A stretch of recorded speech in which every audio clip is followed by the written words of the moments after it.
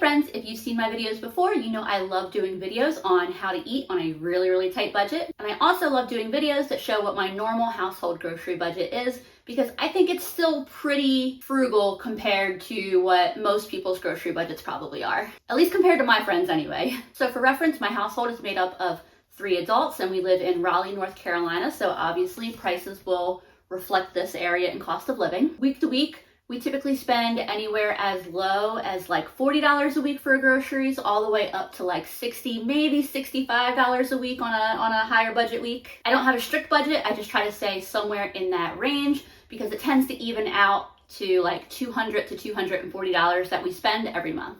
I shop based on what's on sale week to week, so that'll be reflected in my purchases.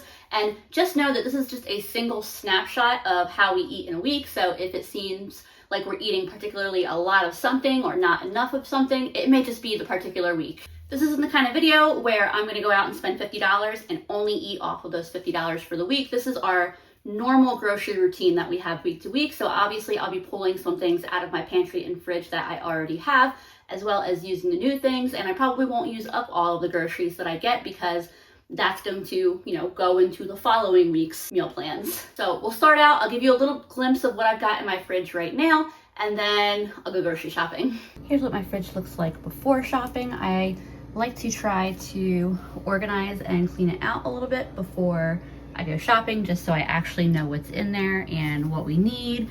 And we figured out that my mom is a very visual person. She has to see what's in there right in front of her, or she forgets that stuff is in there. So I've been trying to play around with different ways of organizing stuff so that way she can see what's in there and things get used up. I got some half and half behind there, just a little bit of leftovers, some sour cream. I got some cream cheese back there, leftover stuff from Andrew's birthday back there, whole bunch of eggs. I got these free, believe it or not, on Buy Nothing, 60 eggs, and I only had to go like a mile to get them. And then there's a little bit of produce in here. Some avocados, celery, cucumbers, jalapenos, and that on this side. The door of my fridge is primarily a wild abundance of sauces, and then some more stuff that was left over from Andrew's birthday. And then here's the groceries that I got so far. I've spent $33.23 so far, $23.23 at Food Lion, and $10 even at Harris Teeter. I planned to stop into Aldi, but it was pushing it a little bit too close to closing time, and I didn't want to be that person who was coming in 6 minutes before closing. I'll just stop tomorrow. I'll be driving by it anyway, so it's not out of the way in any way to stop. This won't be our groceries for the entire week, but because I have so many grocery stores so close by and I drive past them regularly anyway, it makes more sense for me to stop in to the grocery stores like 2 or 3 times a week than only stopping in once a week or once every 2 weeks, because I'm not using up any extra gas or anything. So this is how I find the best deals. Obviously, depending on how far grocery stores are for you, how personally stressful grocery shopping is for you, what kind of impulse buyer you might be, that may not be the best strategy for you. But this is the one that saves me the most money. The potatoes were on sale for $2.99. That's a 5-pound bag of red potatoes. Baby cut carrots were on sale for 99 cents. I get these ones specifically just because I like to snack on them while I'm making dinner. I got a kielbasa on markdown for $2.15. They've been marking down this specific brand for the last couple weeks. I also have like 5 of these in my freezer. This 3-pound bag of onions is $1.99. That is their regular price at Harris Teeter every week. Box of cornstarch I need to stock back up on was $1.99. Asparagus was on sale for $1.99 a pound. I got a pound of that. Garlic was 50 cents a bulb. Broccoli was on sale for $1.99 a pound. I got $1.57 worth of that. One other staple that I had to stock up on was soy sauce. This bottle was on sale for $4.50, and then I had a 75-cent off coupon, so I spent $3.75 on it. This is a little over 3 1/3 pound of boneless, skinless chicken thighs. They were on sale for $2.99 a pound, so I got these for $10.14. It was enough of a sale that I'll come out ahead, having gotten the boneless, skinless, rather than getting the bone and skin on and processing them myself. Today is Mother's Day, and my mom really wanted me to make some Korean fried chicken, and chicken thighs are my preferred part to use to fry up, so that's what I'll be using. This will almost definitely be enough chicken though to put aside for a second meal this week. And then boneless skinless chicken breasts are on sale for $1.99 a pound this week, and they had several bags marked down. So this ended up being $1.19 a pound, and it is 3 3/4 pounds that I got for $4.54. I don't love how these are packaged, so I'm probably going to take them out of the packaging and split them and repackage them and just pop them in the freezer until like an individual dinner portions until I'm ready to use them, just to make sure that they last. The date on them isn't for several days, but I'm sure that because the packaging is just so weird, it's like the wrap didn't get a real tight seal, I guess. But I'm sure that's why they're marked down, and so I just will feel more comfortable if I repackage them, but that's a job for me later.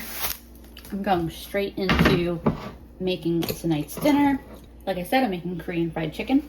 I needed to stock up on some cornstarch. I'm starting to heat my oil up. I'm aiming to get it around 340, 350 degrees. I'm gonna start out getting my eggs ready just so I can get this big plastic container out of the way. I had to grab 1 egg from the new 30 pack. And then we're just finishing this one. I think we picked these up a couple weeks ago, or was it even that long? Which is impressive that we went through 30 eggs because Andrew and I were out of town like 5 days. We went to Vegas for the first time for a wedding, and we just got back the other day. I don't know for sure yet how many of my chicken thighs I'm using, but I'm just going to cube them up and set them aside. I'm not worrying about trimming the fatty bits off my chicken, just personal preference. I don't mind it, but I will, if I've got like a big stringy piece like this that's hanging off it, I'll do that. But I'm just gonna keep going through these until I have like 4 to 6 thighs left that I'll put aside for probably dinner tomorrow. There is most of the chicken cut up, and then I've got 4 pieces here that I'm going to put away. So I like to just wrap this up in the little plastic bag that I, put the whole sleeve of chicken in, put it in a Pyrex, and then I'm gonna pop the lid on that and put it in the fridge after I wash my hands. This is ready, and it will stay nice and fresh for tomorrow. So for my dry ingredients, I'm getting about 1/2 cup of cornstarch. I'm wondering if I should double this. I'll try it with this, and it's not a big deal if I gotta mix up a little more dry ingredients real quick. And 1/4 cup of flour, 1/2 teaspoon of baking soda. Of course, baking soda is the one that's in the box, not baking powder. A little bit of pepper, and just a little bit of salt. When I checked my oil just a minute ago, it was sitting around 280 and not rising, so I bumped my heat up just a little bit more. My oil is right in the 350s, so I can go ahead and get started frying.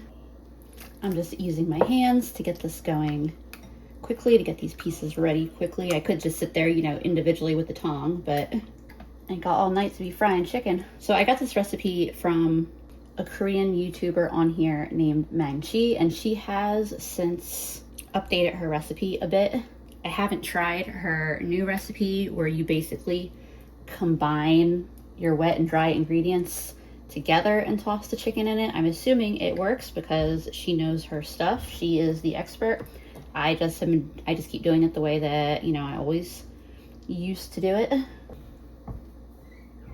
I'll start dropping these in, and then I'll get more ready to go in. Pretty much I'm letting these cook for a couple minutes and kind of flipping them over. I'll let the other sides cook, and then I'm going to take them out of the pan, and I've got a bunch more ready to go. Andrew is helping me out by getting a couple cups of dry rice started in the rice cooker. That's me. Both sides of the chicken. I've got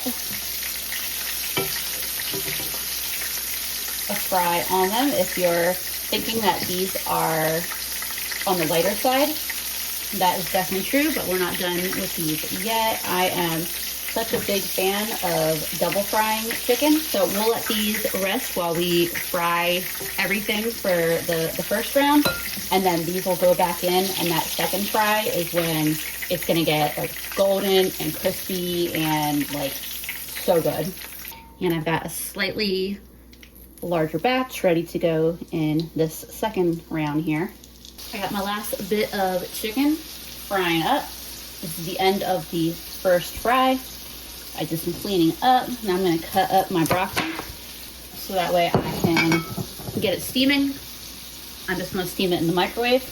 All my chicken is done its first fry. The chicken that I just took out, I put it in this bowl. I'm just gonna put some of the chicken here that came out most recently on top of that.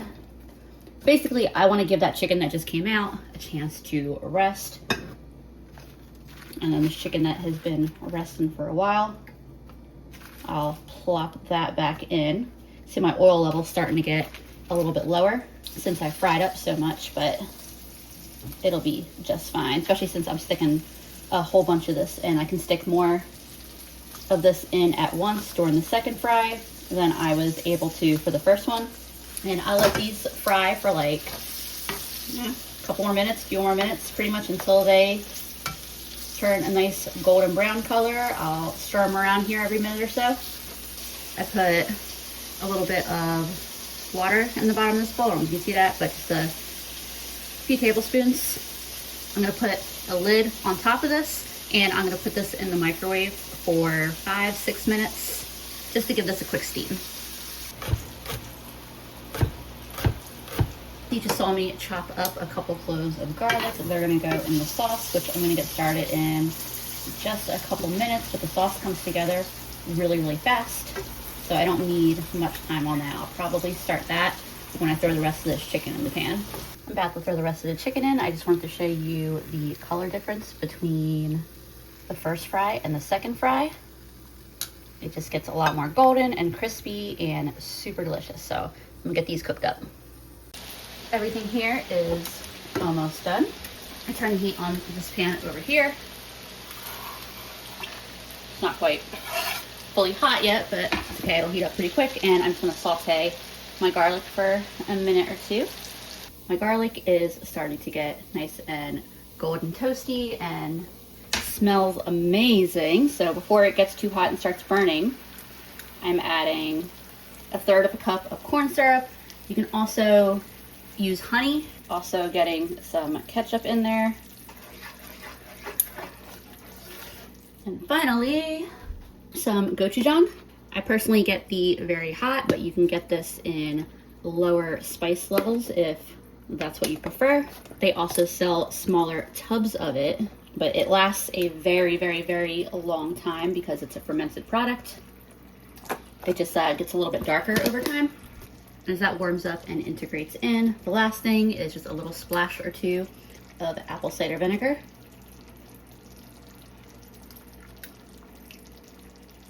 Maybe like a couple teaspoons. And then as soon as this is all mixed together, it'll be ready to toss the chicken in it. There is my sauce. I did just turn the heat off this, by the way. So my mom, this is like her favorite meal, but the sauce is a little intense for her, so she prefers to dip her chicken in the sauce. So I'm just getting a little bit of sauce to set aside for her, as well as a little bit of sauce for her lunch. And then I've already set aside our chicken as well, and then the rest of the chicken I toss directly into the sauce. Here's what my mom's plate looks like. Like I said, she dips the chicken in. Her lunch will look similar. I started serving it, but there's what it looks like all tossed in the sauce. And Andrew and I will have a decent sized plate of it tonight, and then put a little bit to the side for our lunches tomorrow. Hey y'all, I did get my Aldi grocery trip done today. I spent $14.97 today.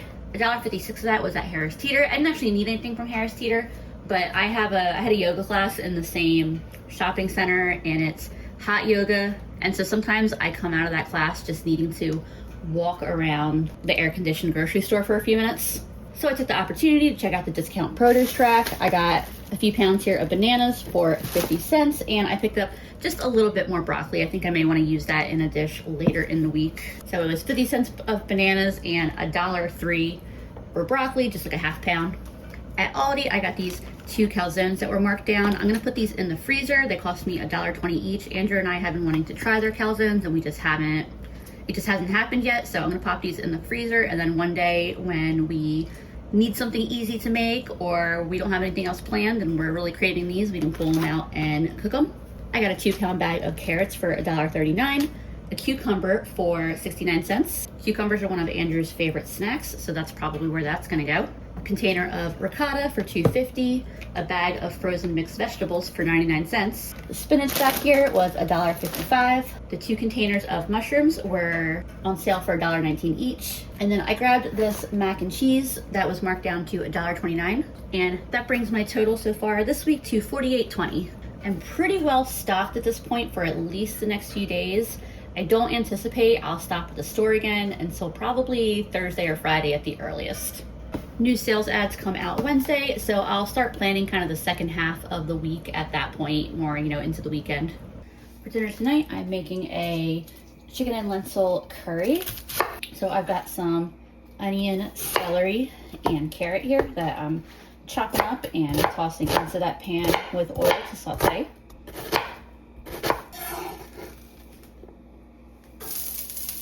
I was thinking last night when we were done eating, I was like, I'm not sure what I want to use those other chicken thighs for. And then I was like, oh wait, I know exactly what I want. I love chicken and lentil curry, and I have been in the mood for it. So I'm very excited to be making it for dinner. The only downside is I realized I forgot to get ginger. I forgot that I was out of ginger. So I will be omitting the ginger, but that's okay because it's still going to be really flavorful and delicious. That's about how big I'm cutting the celery. And then that's about how big I'm going for with the carrots. I'm gonna let this saute for a few minutes together while I get my other ingredients together. I'm cooking this in my little Instant Pot. This is my 3-quart one. Now I absolutely could make the whole thing in just my bigger Instant Pot. I just like how it comes out better when I use both the Instant Pot and the cast iron. I like sauteing the veggies in the cast iron, and I especially like pan frying my chicken in the cast iron. But I like how easy the Instant Pot makes the rest of the process. I went to get my lentils and I was like, I didn't think it looked like quite a cup, which I thought I would have had in here, a little less than a cup. And I probably have 100 pounds of beans in this house, dried beans, but I do not have any more lentils. I gotta add lentils to my list to pick up. But I do have just a little bit of frozen lentils. Because these are already cooked, I think I'm gonna add them in at the end. So normally I add a cup of dried lentils, but for the time being, I'm just adding that 2/3 cup or so that I just rinsed, plus 2 cups of water, 1 can of diced tomatoes. I'm using the kind with the green chilies, but any diced tomato will work. I also don't bother draining the liquid from them. A couple tablespoons, or teaspoons rather, of chicken bouillon. You could also, instead of bouillon, just do 2 cups of broth instead of water. And then I'm adding 2 good-sized tablespoons of a Thai red curry paste.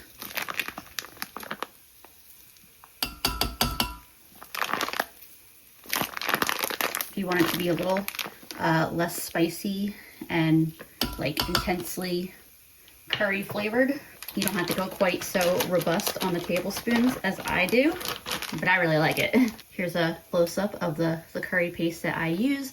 It's like, I think like $3, and I get many, many, many batches of curry out of it. I just very quickly minced up a couple of cloves of garlic. I'm gonna add that in with my veggies here. I accidentally charred a little bit of my onions while I was spending time looking for the lentils. That's okay, these are about to come off. I'm just gonna give that garlic a couple minutes to cook in there. And I'm also gonna add a good bit of garam masala. I'm gonna add some cayenne and black pepper to my pressure cooker, but I think that garam masala is one of those spice blends that it so benefits from being able to warm up on the pan like this. It also makes my house smell amazing. Here's the fun part.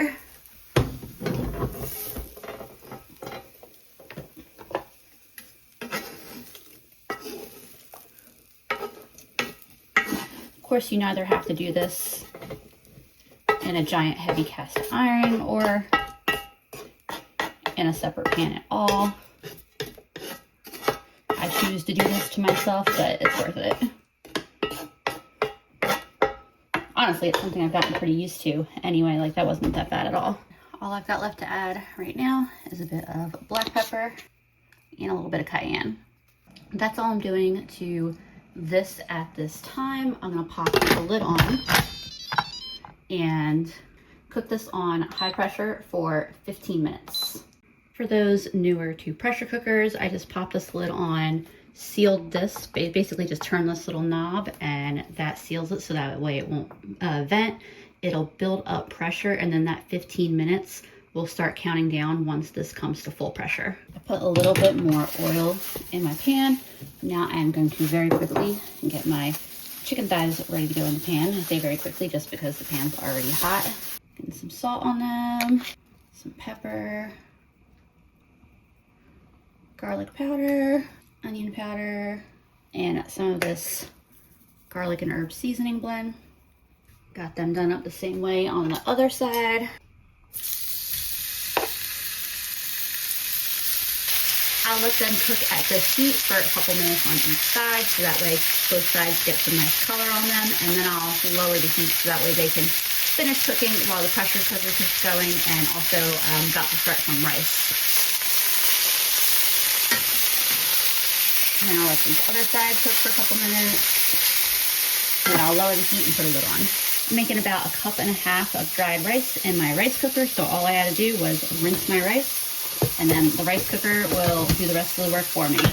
The 15-minute timer on my pressure cooker is done. It's actually counting back up now. That just lets you know how long it's been since it finished. I'm going to let it do what's called a natural release for at least 10 minutes. And basically all that means is that instead of turning this little valve here and we're releasing the pressure, I'm gonna let the pressure slowly and naturally release for at least 10 minutes, and then I may release the rest of the pressure quickly by flicking that valve. And both sides of my chicken are looking beautiful, so I've just got this cooking over here on a very low heat. This has been releasing pressure for 13 minutes, so I'm just gonna carefully release the little bit that's left. Notice it's not spitting nearly as violently as when it was at full pressure. It can take a minute or two for the pressure to release, but as soon as this pin drops, there, the lid can be twisted and pulled off. And I'm gonna pour my frozen lentils in. Probably would not have hurt to have rinsed them to get a little bit of that iciness off, but it'll be okay. And I'm just gonna set this lid back on so that I can get all nice and hot together. I have a clean cutting board here, and I'm going to chop up a couple cups of spinach to put into my curry. It's a good way to get a little bit of extra greens into dinner. I chopped my spinach up that much just because I like it when it's chopped up pretty small. And I'm going to stir it in here so it can start to cook, and so it's off my cutting board. And then I'm just gonna pop the lid back on this and I'm ready for it, which realistically is only gonna be in like a minute here.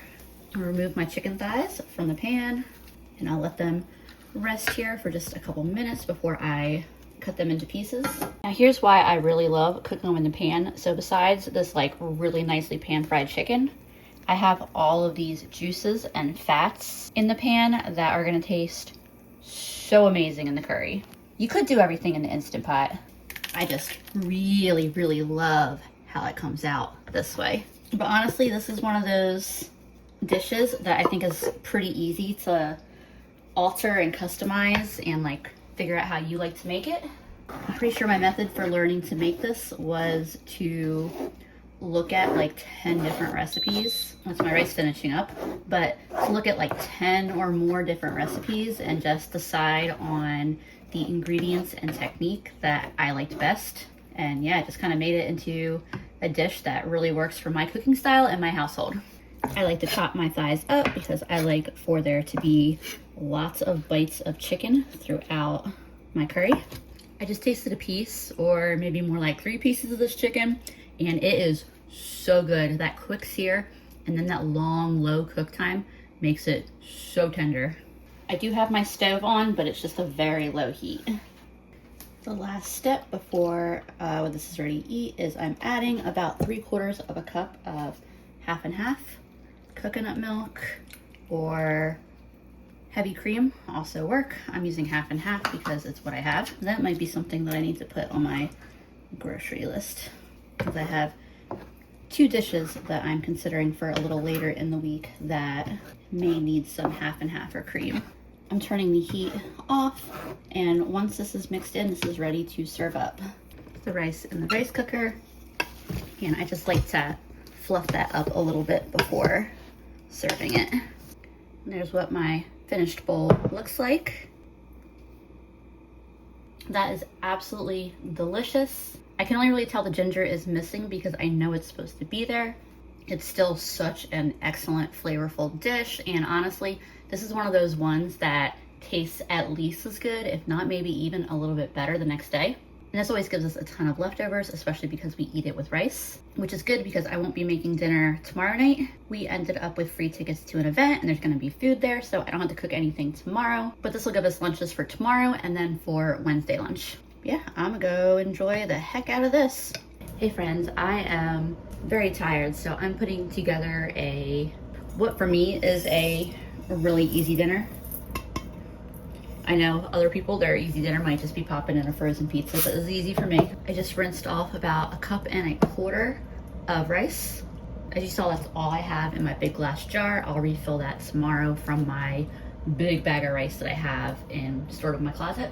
And I'm just gonna season this with some bouillon and seasonings. I'll put the rest of that in there. I also have a larger container that I'll refill this with. So it is Wednesday now. Like I said, we had gotten free tickets to an event last night that included food. So we had dinner there. It was stuff like mac and cheese, wings, pulled pork sandwiches, banana pudding. It was like buffet style, so I didn't expect to be able to take home any leftovers, but they ended up just making Skillet containers with what was left at the end of the evening. So we had our lunches covered from that. I actually still have some curry in the fridge. I technically could do that for lunch or for dinner tonight, but then we wouldn't have lunch for tomorrow because I don't think there's enough curry for both dinner and lunch. So I'm just gonna go ahead and make this. I'm just making this in my rice cooker, a nice hands-off, easy approach, and I'm gonna get some of my chicken breasts that I had put away in the freezer out to thaw. Here's all that chicken packed away. I had planned to do ravioli tonight, like big ravioli, but I was too tired to make pasta. That definitely was not happening tonight. And I'm just gonna thaw this by letting it sit in a bowl of cold water while the rice cooks. My rice is done, and I've got my chicken breast cooking up. And because this is a steam bag of vegetables, it's just easy and convenient to toss it in the microwave to warm it up. So that's what I'm gonna do. The beauty of the rice cooker is that it'll keep the rice ready to serve, so that way I can just kind of go about the rest of my evening kind of leisurely, which is nice when I'm feeling tired and lazy. I just stuck a thermometer in my chicken. It is ready to come out of the pan. And I have this onion that I'm gonna chop up real quick while my chicken rests. I just gave these a really quick dice. And I'm gonna saute them for just a few minutes. Right in there with all of that oil and delicious juices from the chicken. Also gonna drop in just a little teeny bit of water very quickly, just to quickly deglaze the pan. I'll let these cook for a couple minutes, and then I'll add the other veggies. My onions are cooked enough for me. If it wasn't a steamable bag, I would just toss in the frozen veggies at this point and just cook them until they heat it up. Because they are already warm, I'm just getting everything stirred in. I also chopped up my chicken. That's stirred in as well. I'm gonna turn the heat off of this and get my rice. I'm gonna fluff it up real quick before I add it in, just because it'll make it a little bit easier to stir in. I'll mix this all together, give it a taste, see if I feel like it needs anything added to it, though usually this is good as is, and then it'll be time to eat. I think I'll put some sauce on my individual bowl, like a sweet chili sauce, but this pan as is perfect and ready to go. And then there's my bowl. I almost forgot that I had an avocado in the fridge that I wanted to use for this. I'm gonna go and enjoy my dinner, and I'll be back tomorrow, most likely for some mushroom ravioli. Andrew helping me refill the rice from the 50-pound bag. And that should probably be good for like another month. Hello, it is Thursday afternoon. Andrew and I had to make a quick stop out, so we stopped at the grocery store on our way home. Mostly because I wasn't entirely sure if I had enough half and half for the cream sauce I want to make with my ravioli tonight, and they didn't have any Aromas when I originally went shopping, so I wanted to pick them up today. It's also a new sales week. I got a cucumber for 59 cents, a pepper for 59 cents. I went ahead and grabbed more ginger while I was thinking about it. I think this was like 38 cents worth of ginger. I think it was $1.89 for the elbow macaroni, $1.99 for the half and half, and then I think I spent about $1.50 on the tomatoes. I left my receipt in the car and I don't feel like going back out for it, but I do know that I spent $6.36, which brings my grocery total for the entire week to $54.56. I don't think I'm gonna have to go out again before Sunday. I've got plenty enough food for dinner tonight, tomorrow, and Saturday. I store my ginger in the freezer in a little plastic baggie. It lasts forever, and when I want to use it, I just take it out of the freezer and grate it. And then I love my glass jar that I keep my pasta in, my elbow noodles specifically, because I love that it fits a 2-pound box perfectly. All right, y'all, it is ravioli night. First thing I'm gonna do is get my dough going. So I'm gonna grab 2 cups of flour, 2 cups, got 1 egg, and then finally I'm adding in a half a cup of water. This is kind of just my go-to pasta recipe, mostly just because it's easy to remember and I like how it turns out. You definitely choose a recipe that has more egg or no egg or different ingredients entirely. All right, I'm just gonna start kneading this to get all the flour incorporated into the dough. Just took about 45 seconds to get to this point, so pretty much all the flour is into my ball of dough here, but it is just a little bit dry and hard to knead. It's really easy to add too much water if it needs a little bit of extra moisture. So what I'm gonna do is I'm just wetting my hand and I'll work that in. And that may be enough because it really wasn't too terribly dry, but if I need to add some more, same thing, I'll just wet my hand again. And I like mixing it in the bowl initially because it's easy to get it started that way, but I'm gonna move to my silicone mat now. It's 2 minutes of kneading later. You can see it's still a pretty rough dough ball. It's still feeling pretty dense. I'm gonna knead this for another 5 minutes or so. All right, 5 or 6 minutes later, I'm happy enough with that. So I'm gonna cover this with a damp paper towel so that way it doesn't dry out, and then I'll get started on my filling. I'm gonna let it rest for like 20 or 30 minutes. It's just gonna relax the dough and make it a lot easier to work with. I'm making mushroom ravioli, and I'm gonna use 2 packages of baby bella mushrooms, also called cremini mushrooms.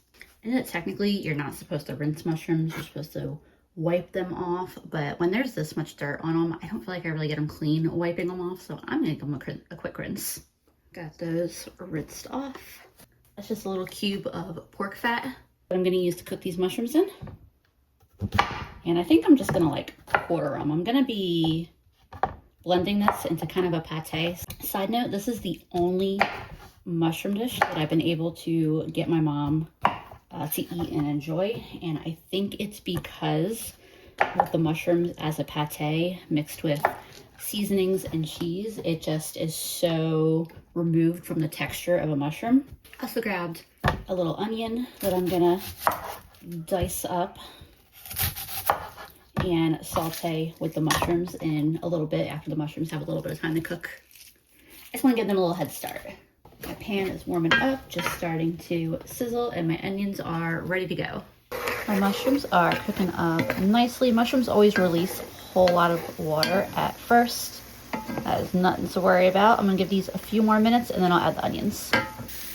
All that water has now cooked off, so these mushrooms are really starting to cook up. So I'll get these onions added in with them now. And I'll let that all cook together for a few more minutes.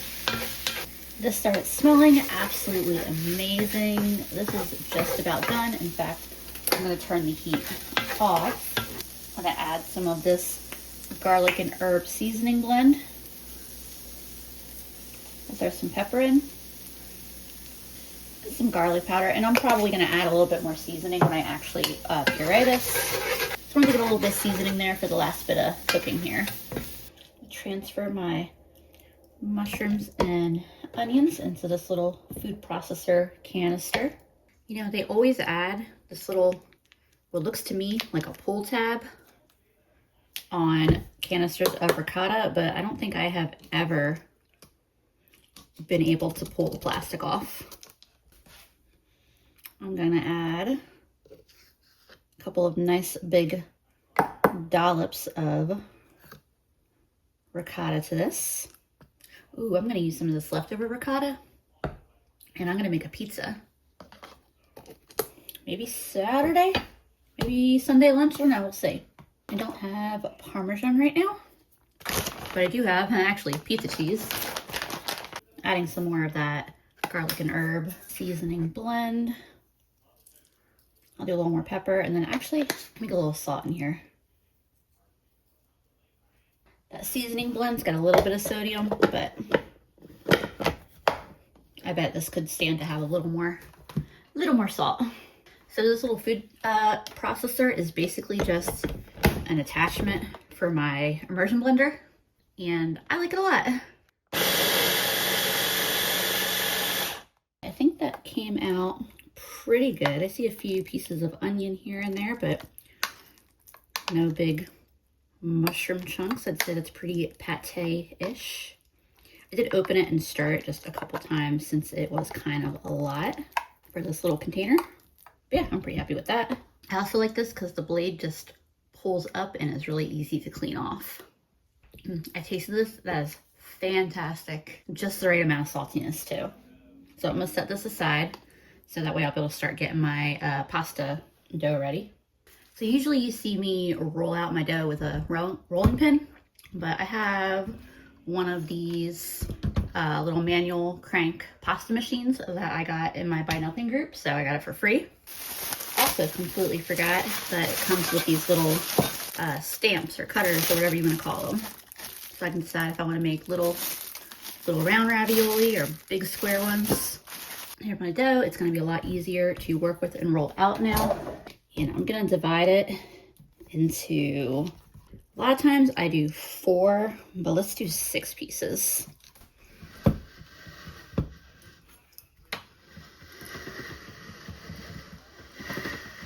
going to get just a little bit of flour on both sides.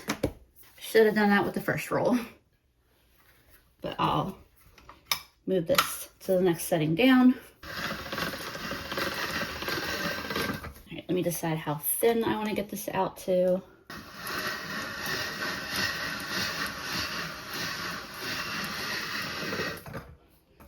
Yeah, I think that's perfect. I'm not cutting through the dough.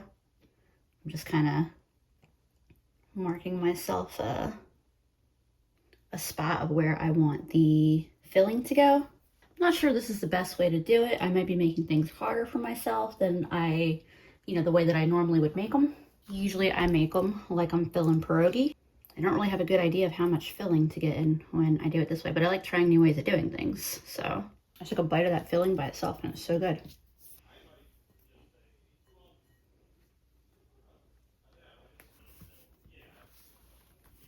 I'm not entirely sure how I feel about this, but let's try it.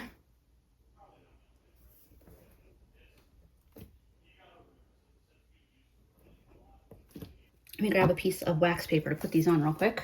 And all of this dough, like the scrap dough, will get used. Towards the end, it will get combined with all the rest of the scrap dough and rolled out and used up. I guess that works pretty good. There's what my ravioli looks like so far. That's how big they are. I do find it a little bit harder to not get air pockets trapped in here than the way that I make ravioli usually, with just a little round cutout and making like half moon ravioli. But I'm gonna give this another try. I'll let you know how it goes. All right, I have my ravioli all made up. I did kind of guess as I was going that I might have been rolling the dough just a hair too thin. So I went one setting up, and that definitely did seem to be a little bit easier. But I think that die might just be a little bit tricky to cut with. I definitely have some room for improvement. And this is all the dough I had left. And then this is how much of my filling is left, but that is with the caveat that I've been snacking on it as I fill these. I put some oil in the pan that I had cooked my onions and mushrooms earlier. There's just a little bit of seasonings in there. That's all right. I have some chicken here that I had defrosted earlier. When I froze my chicken, I did 2 kind of larger packs of breasts, and then this one, which was a much smaller portion than the rest. I wanted a little bit of chicken to go with this dinner, but the chicken's not like the star of this dish, so I didn't need a lot of chicken. I just wanted a little bit of extra protein and variety. I got my seasonings open here, so that way once I get this pan covered in chicken here, I don't have to struggle to open up the jars. Just getting some seasoning on them real quick. Same thing on the other side. And I'll get these straight in. Go with the chicken. It's just a quick pan fry. Just a nice color on both sides. Turn the heat on the chicken down because that is almost done. So I'm gonna quickly chop up a little garlic. These chicken breasts are done, so I'm getting them out. And I'm gonna get this garlic in. I'll let that cook for just a couple minutes till it starts to turn golden, gets a little bit fragrant. My water for my pasta is boiling. I'm gonna wait just a minute before I start dropping them in. I'm adding just a little teensy bit of water to deglaze this pan before I add my dairy in.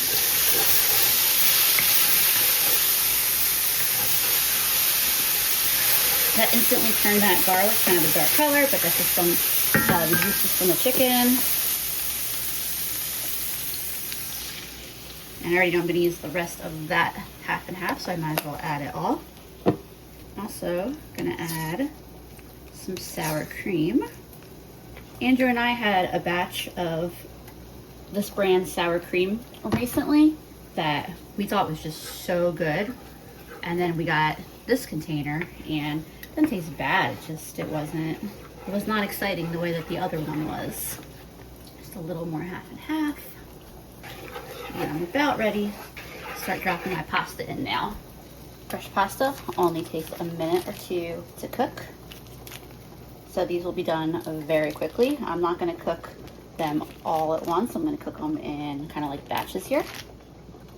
And then some of that shredded pizza blend I was also going to add to my sauce here. My ravioli are starting to float, so I'll pull those out and put the next batch in.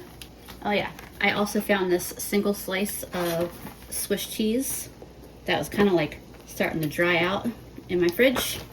So I'm just tossing that in for good measure. The last of my ravioli is in the pot, finishing up. The one thing I didn't show y'all is I took about like a 1/4 cup of water, of the pasta water specifically, and I added it into my sauce because it was getting a little overly thick. And I like adding a little bit of the starchy pasta water because it helps the sauce cling to the pasta or the ravioli or whatever better.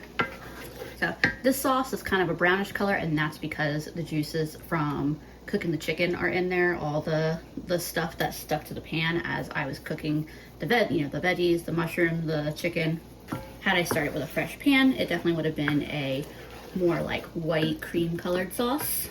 I'm not gonna lie, I don't know if adding the chicken back to the pan is the move, but it's what I'm doing.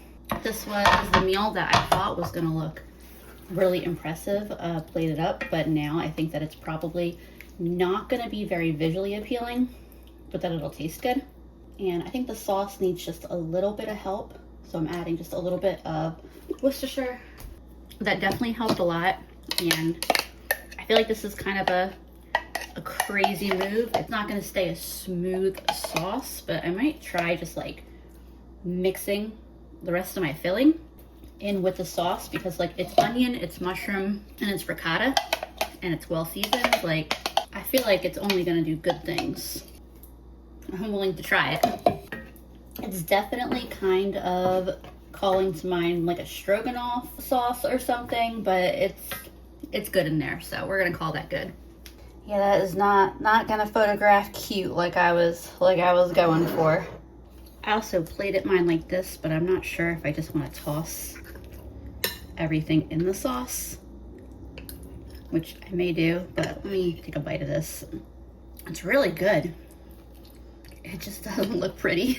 All right, I mixed everything together, and strangely, I kind of feel like that looks a little more visually appealing, you know, maybe by like 10%.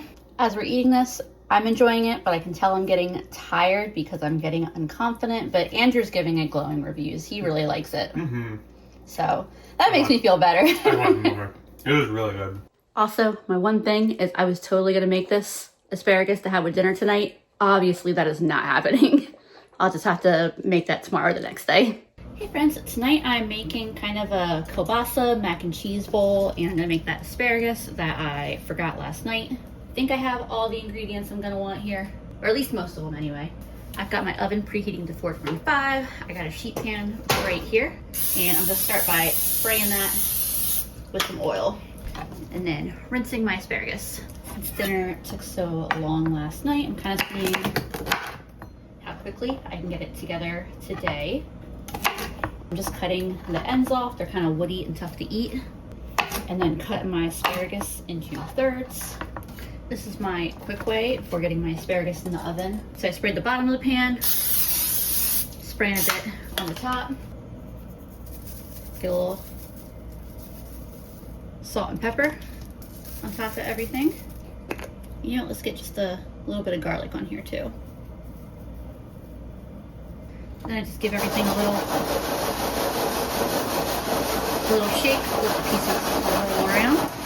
And that gets everything pretty sufficiently coated in oil and seasonings without having to dirty up a bowl to toss everything around in. And then as soon as my oven's finished heating up, this can go in the oven. Since they're so chunky, I'm gonna put it at 18 minutes, and then I'm probably gonna keep them in a couple minutes longer. I've got some oil in one of my cast iron pans, and I've got that heating up. I think I'm gonna keep these as strips. I'm also chopping up a bell pepper and a jalapeno to add, but I'm not going to add them until my pan is like fully heated and the onions have a few minutes to cook. My water is boiling, so I'm gonna get some of my elbow noodles in. I'm using a measuring cup because this pasta is one of the things that I cannot eyeball. I will always make way too much. And I'm going to trust my past experience here that a nice full cup, show you in just a second here. A nice full cup is plenty enough, even if it doesn't feel like it. What happens is this doesn't feel like a lot of pasta when it's dry, and then I'm like, I should add a second cup, and then I have way too much. And tomorrow's Saturday, so we don't need a ton of leftovers. This will be plenty. My onions have had a couple minutes to themselves to cook, so I'll add all these peppers in. Let those start cooking together, and in the meantime, I'll cut up my sausage. When we went to Food Line the other day, they still had tons of these at $2.15, both the kielbasa and the regular like smoked sausage version. It was tempting to get more, but I already have several of these in my freezer, so I'm just comfortable that I have enough of them. So look at my asparagus at the end of that 18 minutes. I'm gonna put them in for a couple minutes longer. So I actually decided, instead of putting them in longer exactly, like instead of putting them in for a couple more minutes, what I would do is I put them back in, but I just turn the heat off. And I'll just make sure that I'm checking on them every few minutes. The tomatoes are going to be the last thing that I add to my pan with the meat and the veggies there. The size being the cheapest tomato per pound at the grocery store. I like to do Romas for a dish like this because they're a little meatier, a little less just like full of juices. I'm putting my pasta aside off the heat. I'm gonna make my sauce in this pan. Starting out with like a tablespoon and a half or so of butter. And then to my butter, I'm adding around a tablespoon and a half of flour. I'll stir these together. Let them cook for a couple minutes on a real low heat here. To make sure that the flour is nice and cooked but not burnt. And basically we're just making the roux here. I made a really similar meal to this last week, but I just used a box of mac and cheese. So that's definitely like the quick weekday night shortcut way of doing this. But I have a lot of shredded cheese and I have the half and half, so I figured let's just make a sauce. I'm ready to get my tomatoes added in. I'll just keep the heat on this pan for another minute or so, especially since that cast iron will retain heat for a little bit. And my roux over here, you can see that it is more of a golden color. It's smelling nice and toasty. I want to get some liquid in here before it burns. Not that it's going to burn right away. At the temperature it's at, it's got at least a couple more minutes at a minimum before I'm worrying about it burning. I'm going to go back and forth, stirring both these pans. Somebody gifted me these probably a couple years ago now, and they are great for moments like this and way easier than grabbing this thing to hang on to the hot pan handle. Turn the heat off this pan. This is thickening up nicely.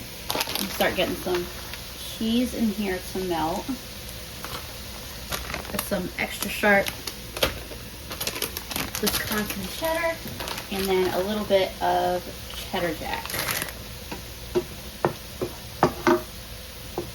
And then a little bit of pasta water, because it's getting a little too thick. Well, real quick, I'm gonna get a little bit of salt in this, a little bit in the mac, some pepper in the cheese sauce, some pepper in this, a little bit of garlic in that pan, a little bit of garlic in the cheese sauce. Got some Badia Complete. I'll get that in that pan. Give this a stir real quick. Looks and smells delicious. Turn my attention back to the cheese sauce. Got it pretty low, but I'll turn it even a little lower. And then one thing that will help mac and cheese sauce be a little bit more like a Velveeta, like a box of like the Kraft Deluxe or Velveeta, or like one of the kind of mac and cheese that's got that real smooth, creamy, like velvety sauce, is to add a little bit of a processed cheese, whether that's like Kraft Singles or Velveeta. I'm using some of this Pace nacho cheese sauce. It's also a little on the spicy side, so I like that it's gonna give a little bit of a kick to the sauce. So I'm putting a couple spoonfuls in this, and then the rest of it I'm gonna put in a container in the fridge, and I'll use that sometime in the next few days. That's excellent. Only other thing I'll add is I always like to add a little bit of Worcestershire to my cheese sauces. I want it to get about the same amount of pasta that I get from one of the boxes of, you know, the quote unquote deluxe mac and cheese, where you just stir the pouch of cheese sauce in, and that's pretty darn close. So I'm definitely happy with the amount that I made. Turn the heat off of this. Here is the finished components of my dinner. Getting myself a nice serving of the mac and cheese. Ooh, this can of the meat and veggies looks especially good right now. Nice big spoonful of that. And finally, some asparagus. And that's dinner. That is so good. Andrew is chopping up our little bit of leftovers from last night. I think we're just gonna do either like an omelet, scrambled eggs type situation. Might put it on toast, make it a sandwich. Disaster has struck. Good thing I have a lot of eggs, but we liked that bowl, so we're kind of sad about that. All right, round 2. We're doing 4 eggs, a little half and half, a little soy sauce, some sesame oil, some garlic. Basically, he's making us some savory eggs. It's all the leftovers that Andrew chopped up with some cheese. Got some butter in a pan that's warming up.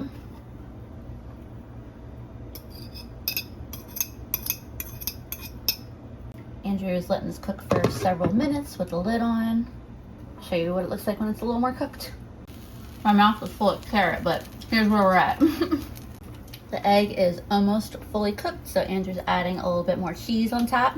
It's funny because I told Andrew I was gonna find something to make us for lunch, and he just came out and took over it. So I appreciate you making me lunch, Andrew. Well, some casualties. You know what happens, no use crying over spilled eggs. But the bowl though. I know. Now the cheese is all melty.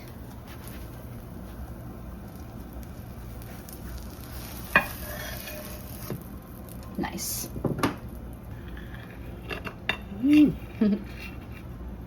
We're just gonna share off the plate here. We got condiments at the ready, but we're gonna taste it first before we add anything to it. It's nice. That's really good. Now we're just pairing with different condiments. Andrew's trying hot sauce. I got some sweet and spicy sriracha, but very, very, very good lunch. I am super happy about this right now. This is so good. For tonight's dinner, I'm starting with some potatoes because I have a lot of potatoes. This isn't even the bag that I just bought. This is the bag of golden potatoes that I bought last week. So I'm gonna use a few of these up. I do not peel my potatoes 99% of the time. It's just a preference. I'm gonna cut them into some nice chunky pieces. Toss them in a bowl. To my cut up potatoes, I'm adding a little bit of oil, followed by some salt, some pepper, some garlic powder, a little bit of chili powder, and then some of that garlic and herb seasoning blend. I'll toss this up together. And then after everything is sufficiently covered in oil and seasonings,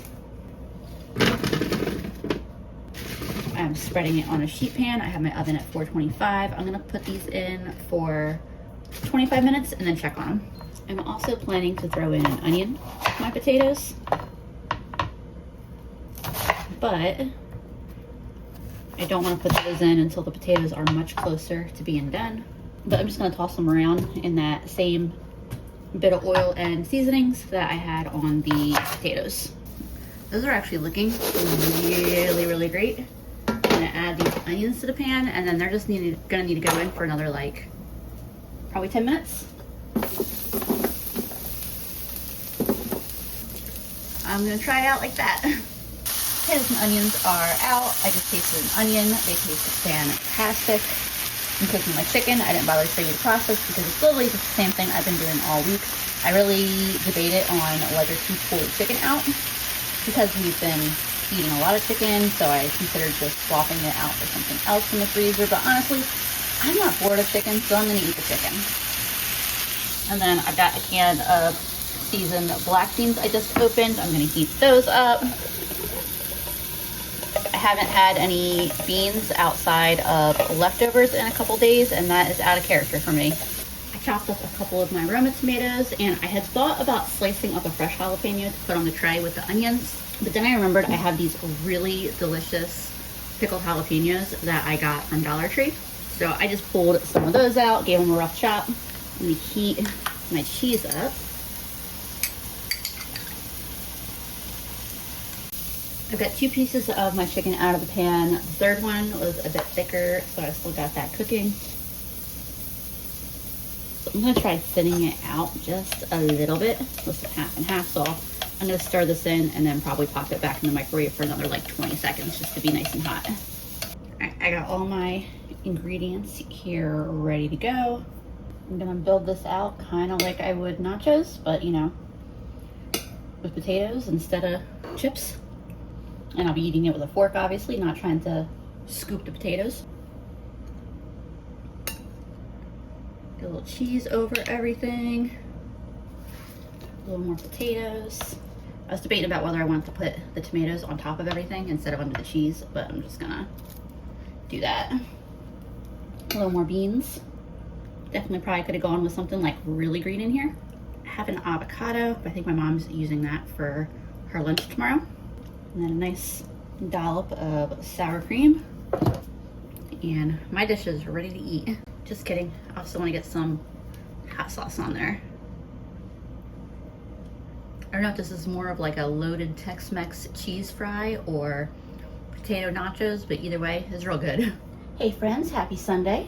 We ended up having enough leftovers from last night that's what we ate for lunch today. But I just got back from Food Lion. Andrew and I had plans this evening, so I just did a quick grocery shop to get us through the next couple days. I spent $16.67. Chicken legs are on sale this week for 99 cents a pound, so I got a little over 5 pounds of those. This is the smallest pack they had. It was $5.07. Cucumbers and peppers were on sale for 59 cents each, so I got 2 more green peppers. I got another cucumber for Andrew because he did eat the ones that we'd already gotten. Like I said, he likes to snack on those. I still have 1 Roma tomato left from my last shop, but I got a couple more, 51 cents. Those are gonna go in tomorrow's dinner. I got these marked down beef strips for stir fry. This is a little bit more than I most often spend on red meat, but my mom thought it sounded really good, so that's what we're gonna go with. And it's almost a pound, so we'll get a full dinner and at least a couple lunches out of that because I'll do fajitas, so I'll do peppers and onions. I'll make a big batch of refried beans. I'll make some Spanish rice with the tomatoes, and it'll be really good and provide a lot of servings. And finally, I got this. It's like 1.5 pounds of cheese and bologna marked down for $3.60. The date on it's tomorrow. I'm gonna pop it in the fridge. Andrew and I are going to be out of the town over the weekend doing stuff with friends, and this will just be our lunches, so that way I don't have to buy any expensive food. By the way, there's a happy ending to the story of that broken bowl, because I saw these bowls at Dollar Tree last year, but we were in kind of a rush because we were getting ready to go away for the weekend, and I said I'll get them next week when I'm back, and then I never saw them at a single Dollar Tree around me again. And so when I saw them in the store this time around, I jumped at them, and so I got us 4 of these, and I really like them. I've been wanting them for a year, so I'm glad that they're gonna be in my cabinet now. I've got my oven preheated to 425. I'm making this entire pack of chicken today. This will also give us dinner for tonight and then a couple lunches worth of meals. And I'm thinking that I will probably actually just do a leftover night on Tuesday because I think we're gonna have enough food. I told myself that I needed to get these in the oven by 4:30 and it is now 4:31, but I'm not doing too bad. I got last minute concert tickets for a band or a couple bands that Andrew and I wanted to see. Got a really good deal waiting until today to buy them. They're resale tickets. The show starts at 6, but if we miss a little bit of the first bands because it's really hot out today, we're not going to be upset. By the first bands I mean the openers, not the ones that we're going to see. I'm putting just a teeny little bit of oil on these. It really doesn't need much, if any. These are going to be barbecue chicken legs, but I have found if I put the barbecue sauce on when they initially go in the oven, all the sugar in the barbecue sauce ends up burning to my pan, and most of the barbecue sauce just kind of like drips off the chicken. So I'm going to put these in for 40 minutes. Like I'm going to season them, put them in for 40 minutes, and then I'll take them out and put the barbecue sauce on them, and then I'll let them cook for 5 or 10 more minutes. That'll make the barbecue sauce get hot and like that nice stickiness that it gets when it bakes in the oven, but it shouldn't melt right off the chicken and burn to my pan like it will if I do now, like if I put it in now. Ooh, that chicken is cold. It's not quite frozen, but you probably saw a little bit of ice on it. It is cold, so I'm just gonna get everything covered in some seasoning, pop it on the pan, and then I can get it in the oven. There's my chicken ready to go in the oven, and it is 4:36, so not too bad. For a side, I'm making mashed potatoes, same as the other day, or actually yesterday, I guess. I don't peel my potatoes, just a personal preference. I'm just gonna cut these into, I don't know, just big chunks.